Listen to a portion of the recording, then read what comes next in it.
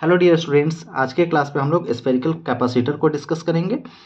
तो spherical capacitor दो concentric spherical conductors के द्वारा बना होता है। मान लेते हैं कि फर्स्ट स्फेरिकल कंडक्टर ए है जिसका रेडियस स्मॉल ए है, और दूसरा स्फेरिकल कंडक्टर है जिसका रेडियस स्मॉल बी है, और इसका नाम हम लोग दे रहे हैं कैपिटल बी। दोनों दोनों स्फेरिकल कंडक्टर्स है ये कॉन्सेंट्रिक है, इसलिए दोनों कंडक्टर के बीच का जो डिस्टेंस है वो डिस्टेंस हमारा यूनिफॉर्म रहेगा। हर पॉइंट पे डिस्टेंस हमारा सेम रहेगा। तो हम मान लेते हैं कि डिस्टेंस हमारा डी आर है। दोनों के बीच का जो डिस्टेंस है वो हमारा डी आर है। इसी बात को जो आप फिगर में देख पा रहे हैं, इसी बात को हम अपने लैंग्वेज में लिख सकते हैं। फिर जो हमारा स्फेरिकल कंडक्टर है अंदर वाला, इसके पास हम मान लेते हैं कि चार्ज प्लस क्यू है, और जो बाहर वाला है कंडक्टर इसके पास चार्ज माइनस क्यू है। ये कैपेसिटर्स में हमने पढ़ा था। इसी बात को हम लोग अपने लैंग्वेज में लिखते हैं। Consider two spherical conductors A and B. मान लीजिए हमारे पास दो स्फेरिकल कंडक्टर है ए और B, having radius small A and small B, जिसका रेडियस स्मॉल ए और स्मॉल बी है, which is containing charge plus Q and minus Q. जो अपने पास रखता है अंदर वाला जो कैपेसिटर ए है, जो कंडक्टर ए है इसका प्लस क्यू चार्ज है, और जो कंडक्टर बी है इसके पास माइनस क्यू चार्ज है। ठीक, अब क्या होगा, दोनों के बीच पोटेंशियल डिफरेंस क्रिएट होगा। इसका पॉजिटिव चार्ज है और इसके पास निगेटिव चार्ज है, दोनों का अमाउंट सेम है, तो दोनों के बीच पोटेंशियल डिफरेंस क्रिएट होगा। तो हम मान लेते हैं कि दोनों के बीच का जो पोटेंशियल डिफरेंस है वो डीवी है। पोटेंशियल डिफरेंस को हम वी से डिनोट करते हैं। तो मान लेते हैं कि दोनों के बीच का जो पोटेंशियल डिफरेंस है किसी एक पॉइंट पे वो डीवी है, और दोनों के बीच का डिस्टेंस कितना है, डी आर। तो as we know potential difference created is DV. मान लेते हैं कि जैसा कि हम जान रहे हैं कि दोनों के बीच जो पोटेंशियल डिफरेंस क्रिएट हो रहा है वो डीवी है, and distance between both spherical conductors is D R. और दोनों के बीच जो डिस्टेंस है वो कितना है, डी आर है, which gives electric potential gradient. इस कंडीशन में आप जान रहे हैं कि इलेक्ट्रिक पोटेंशियल ग्रेडियंट डेवलप होता है। तो जो इलेक्ट्रिक पोटेंशियल ग्रेडियंट डेवलप होता है इस कंडीशन में, उसका वैल्यू क्या होता है, आपने पढ़ा है, E इक्वल टू होता है minus D V by D R. नहीं, लेकिन यहाँ पे हमको माइनस नहीं लेना है, यहाँ पे हम लोग प्लस ले रहे हैं, इसलिए क्योंकि हमको सिर्फ क्या लेना है, ओनली मैग्नीट्यूड लेना है, हमको डायरेक्शन नहीं चाहिए। तो E equal to plus D V by D R हम लोग कंसिडर कर रहे हैं, क्योंकि हमको सिर्फ मैग्नीट्यूड चाहिए, डायरेक्शन नहीं चाहिए। तो E equal to D V by D R. अब आपने पहले से पढ़ा है गॉस लॉ एप्लीकेशन में कि अगर किसी स्फेरिकल कंडक्टर के ऊपर चार्ज स्प्रेड हो, चार्ज फैला हुआ हो, तो इसके कारण इलेक्ट्रिक फील्ड का वैल्यू होता है E equal to 1/4 pi epsilon naught into Q by R square. मतलब जो पॉइंट चार्ज के कारण इलेक्ट्रिक फील्ड का वैल्यू होता है वही वैल्यू इसके कारण भी होता है, कि अगर किसी सरफेस पर, स्फेरिकल सरफेस पर चार्ज फैला हुआ हो तो उसके कारण जो इलेक्ट्रिक फील्ड का वैल्यू होता है वो E equal to 1/4 pi epsilon naught into Q by R square. नहीं, तो वही चीज़ हम लोग यहाँ पे मेंशन किए हैं कि as we know electric field due to charge on sphere is, एक स्फेयर पे चार्ज होने के कारण इसके कारण जो इलेक्ट्रिक फील्ड डेवलप होगा उसका वैल्यू होगा 1/4 pi epsilon naught into Q by R square. ये हमने डिस्कस किया था गॉस लॉ के एप्लीकेशन में, हम लोग पढ़े हुए हैं। अगर यहाँ पे हम देखें, अगर dv का वैल्यू हमको लिखना हो तो dv इक्वल टू हम क्या लिख सकते हैं, dv इक्वल टू ये डी आर जाके इधर क्रॉस मल्टीप्लाई हो जाएगा, मतलब dv equal to E into D R. इसको हम लोग कंसिडर कर लेते हैं इक्वेशन 1। इस इक्वेशन 1 में हम e के वैल्यू को चाहे तो पुट कर सकते हैं। नहीं, तो वही चीज़ हम लोग यहाँ मेंशन कर रहे हैं, put the value of e in equation 1। तो इक्वेशन 1 में अगर हम e के वैल्यू को पुट करते हैं तो इक्वेशन 1 हमारा क्या हो जाएगा, dv इक्वल टू ई के बदले हम e के वैल्यू को डाल रहे हैं कितना, 1/4 pi epsilon naught into Q by R square into D R. नहीं, तो इक्वेशन 1 में अगर हम इलेक्ट्रिक फील्ड के वैल्यू को डालते हैं तो हमको वैल्यू मिलता है इतना। अब जो हमारे पास पोटेंशियल डिफरेंस का जो वैल्यू है वो dv है, मतलब छोटा सा वैल्यू है। अब हमको टोटल वैल्यू को प्राप्त करने के लिए क्या करना चाहिए, इंटीग्रेशन। तो now we integrate both side to obtain the potential difference.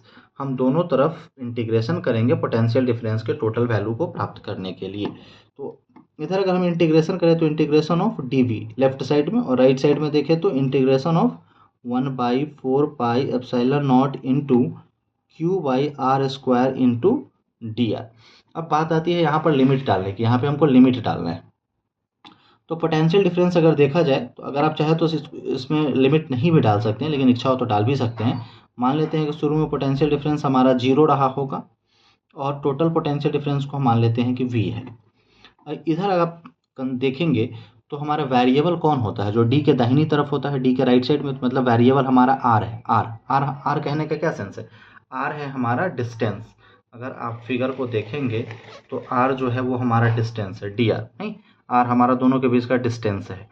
तो आर जो रेडियस है उसका मिनिमम वैल्यू कितना है, ए, और जो डिस्टेंस जो रेडियस का मैक्सिमम वैल्यू है वो कितना है, बी। तो हम जो मिनिमम वैल्यू है लोअर लिमिट उसको ए कंसीडर करेंगे, और जो मैक्सिमम वैल्यू है, जो मैक्सिमम डिस्टेंस है बी, उसको अपर लिमिट कंसीडर करेंगे। आपने ये पहले से जान रखा है कि जो लोअर लिमिट होता है वो मिनिमम वैल्यू होता है और जो अपर लिमिट होता है वो मैक्सिमम वैल्यू होता है, नहीं। तो जो हमारा डिस्टेंस है आर वो मिनिमम ए है और मैक्सिमम बी है। तो जो हम लिमिट इसमें डालेंगे इंटीग्रेशन करने के समय, वो लिमिट हमारा होगा ए से लेके बी तक, मतलब लोअर लिमिट ए और अपर लिमिट बी। आप dv का इंटीग्रेशन करेंगे तो integration of dv equal to क्या हो जाएगा, v। जैसे इंटीग्रेशन ऑफ dx, ये हमारा फॉर्मूला है, integration of dx equal to होता है x, बड़ा सिंपल सा फॉर्मूला है, नहीं। तो लोअर लिमिट को हमको नीचे डालना है और अपर लिमिट को हमको ऊपर डालना है। अब इसमें अगर आप देखेंगे तो 1/4 पाई एप्सिलॉन नॉट कॉन्स्टेंट है और q भी हमारा कॉन्स्टेंट है। तो इन कॉन्स्टेंट्स को हम बाहर निकाल लेते हैं, नहीं। तो q ऊपर से बाहर आ गया और नीचे से 4 पाई एप्सिलॉन नॉट, मतलब 1/4 पाई एप्सिलॉन नॉट। तो 4 पाई एप्सिलॉन नॉट ये कांस्टेंट टर्म है, इसको हम बाहर निकालते हैं। इधर integration of 1/r² into D are, और लिमिट है हमारा a टू b। इस v के बदले पहले हम अपर लिमिट डालते हैं, बीच में माइनस, और फिर v के बदले हम लोअर लिमिट डालते हैं। इधर है हमारे पास q/4 pi epsilon naught into 1/r² को हमको इंटीग्रेट करना है।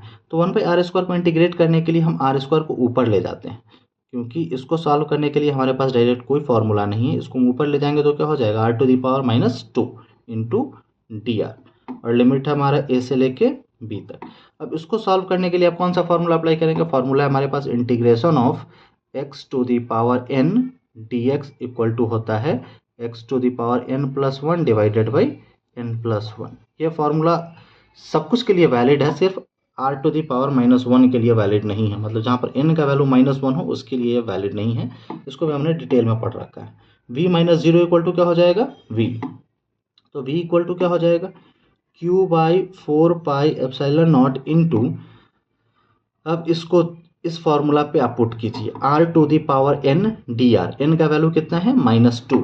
तो हम r⁻n+1 डिवाइडेड बाई n+1 ऐसा करते हैं, और लिमिट हमारा a टू b, नहीं। तो अब यहाँ पे v इक्वल टू क्या हो जाएगा, q/4 pi epsilon naught into, यहाँ पे नीचे -1 आ जाएगा और ऊपर भी पावर में कितना, -1, r⁻1 डिवाइडेड बाई -1, और लिमिट है a से लेके b तक। हमारे पास दो कंडीशन है, अगर हम चाहे तो माइनस को बाहर भी निकाल सकते हैं या अंदर भी रख सकते हैं। और r⁻1 है तो इसको हम क्या लिख सकते हैं, 1/r, नहीं।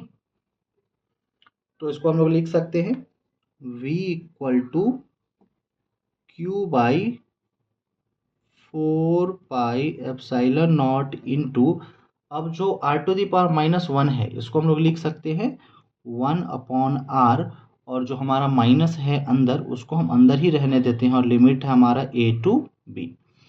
अब ये जो हमारा वेरिएबल है r, इसके बदले पहले हम लोग डालते हैं अपर लिमिट, बीच में माइनस, और फिर इसके बदले हम डालते हैं लोअर लिमिट, ठीक है। तो v इक्वल टू क्या हो जाएगा, q/4 pi epsilon naught into, इसके बदले 1 या माइनस को आप बाहर ही डाल दीजिए, बाद में इसको हम लोग अंदर कर लेंगे। तो इस 1/r के बदले हम लोग क्या डाल रहे हैं, अपर लिमिट, फिर बीच में हमको डालना होता है माइनस, फिर r के बदले हमको क्या डालना है, लोअर लिमिट, तो 1/a, नहीं। अब इस माइनस को अगर आप अंदर लाते हैं तो माइनस से मल्टीप्लाई करेंगे तो ये हमारा प्लस माइनस हो जाएगा और माइनस हमारा प्लस हो जाएगा। तो v इक्वल टू हमारा क्या हो जाएगा, q/4 pi epsilon naught into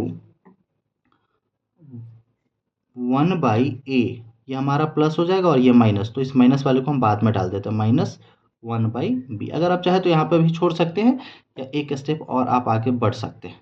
क्या कर सकते हैं, अगर इसका हम सम करें, इसको कैलकुलेट करें, तो b माइनस ए, तो उसको आप लिख सकते हैं q/4πε0 into b minus A divided by A B. ठीक है, अगर आप चाहे इसको और बेहतर ढंग से लिखना तो आप लिख सकते हैं v इक्वल टू क्या लिख सकते हैं, 1/4πε0 into q into b minus A divided by A B, जहाँ पर a और b क्या है, a जो अंदर वाला स्फेरिकल कंडक्टर था उसका रेडियस, और b जो बाहर वाला स्फेरिकल कंडक्टर है उसका रेडियस, और q दोनों कंडक्टर के ऊपर चार्ज का वैल्यू सेम था q। 1/4πε0 कांस्टेंट है, इसका वैल्यू आप जानते हैं 9 × 10⁻9 होता है। अब ये हो गया हमारा पोटेंशियल डिफरेंस का वैल्यू। हमको पता है क्या करना है, कैपेसिटेंस का वैल्यू।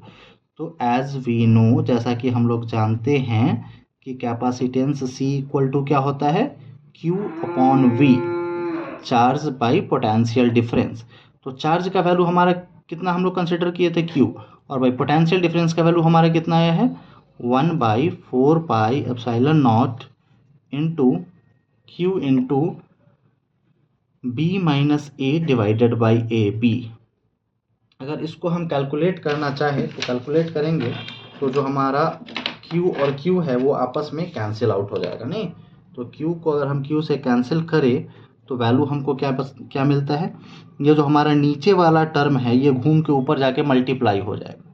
तो इसको हम क्या लिख सकते हैं, 4πε0 ऊपर आ जाएगा, 4πε0 इंटू ए बी भी हमारा ऊपर चला जाएगा, इंटू ए बी, और डिवाइडेड बाई नीचे हमारा क्या बचेगा, b माइनस ए। तो जो कैपेसिटेंस का वैल्यू है, जो कैपेसिटेंस का फॉर्मूला मिलता है किस कंडीशन के लिए, स्फेरिकल कैपेसिटर के लिए, तो स्फेरिकल कैपेसिटर के लिए कैपेसिटेंस का फॉर्मूला है C equal to 4πε0 into A B divided by b minus A. ये हमारा कैपेसिटेंस का वैल्यू है। तो हम लोग मिलते हैं फिर नेक्स्ट क्लास में सिलेंड्रिकल कैपेसिटर के साथ। तब तक आप लोग अपना ख्याल रखिएगा, अच्छे से रहिएगा। तब तक के लिए बाय बाय।